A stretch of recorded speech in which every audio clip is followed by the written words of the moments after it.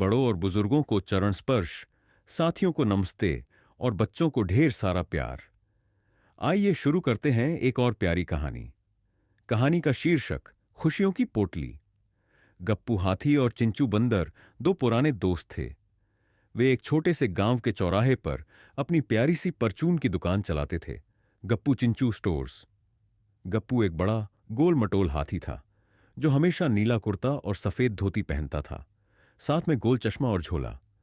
वहीं चिंचू बंदर पतला दुबला चंचल स्वभाव का था जो पीला टी शर्ट और लाल हाफ पैंट पहनता था और सिर पर टोपी लगाए घूमता था। उनकी दुकान गांव में मशहूर थी क्योंकि वहां चीजें सिर्फ बिकती नहीं थीं, बल्कि किस्से, कहानियां, हंसी और दोस्ती भी मुफ्त मिलती थीं। एक दिन गांव में मेला लगने वाला था। गप्पू ने कहा, चिंचू, क्यों ना हम कुछ खास बेचें इस बार, जैसे गुलगुले, नमकीन या फिर हाथ से बने खिलौने। चिंचू ने उछलते हुए जवाब दिया, गप्पू भाई, क्यों ना हम खुशियों की पोटली बेचें। एक ऐसी पोटली जिसमें थोड़ी मिठाई हो, एक मजेदार चुटकुला हो और एक छोटी सी प्रेरक कहानी। गप्पू को यह आइडिया बहुत पसंद आया। दोनों दोस्तों ने मेहनत शुरू कर दी। चिंचू ने कहानियां और चुटकुले लिखे और गप्पू ने लड्डू और नमकीन बनाए।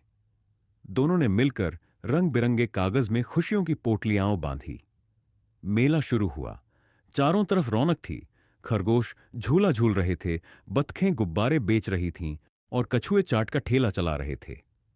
गप्पू और चिंचू ने भी अपनी दुकान सजा ली। लेकिन जैसे ही दुकान खुली, शुरू में कोई नहीं आया। पड़ोसी भालू की मिठाई की दुकान और लोमड़ी के खिलौनों की दुकान पर भीड़ थी। चिंचू थोड़ा उदास हुआ। गप्पू भाई, शायद ये पोटली किसी को पसंद नहीं आई। गप्पू ने मुस्कुराकर कहा, अरे चिंचू, जो दिल से दिया जाए वो देर से सही लेकिन सब तक पहुंचता है। तभी एक छोटी गिलहरी मां अपने बच्चों के साथ आई। उसने एक पोटली ली। बच्चों ने उसमें से चुटकुला पढ़ा और जोर से हंस पड़े। गिलहरी मां ने कहा, यह तो बहुत अनोखी चीज है, मैं और लूंगी। धीरे धीरे लोगों की भीड़ लगने लगी। हर कोई खुशियों की पोटली लेकर मुस्कुरा रहा था। दुकान पर लाइन लग गई। शाम को जब मेला खत्म हुआ तो गप्पू और चिंचू ने देखा सारी पोटलियां बिक चुकी थीं।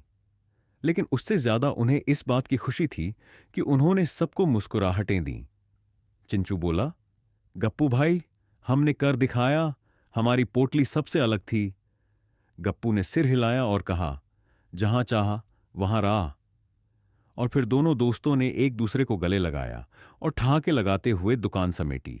अगर आपको ये कहानी अच्छी लगी तो इस वीडियो को एक लाइक करें और ऐसी ही नैतिक मूल्यों वाली कहानियों के लिए चैनल को शेयर और सब्सक्राइब जरूर करें।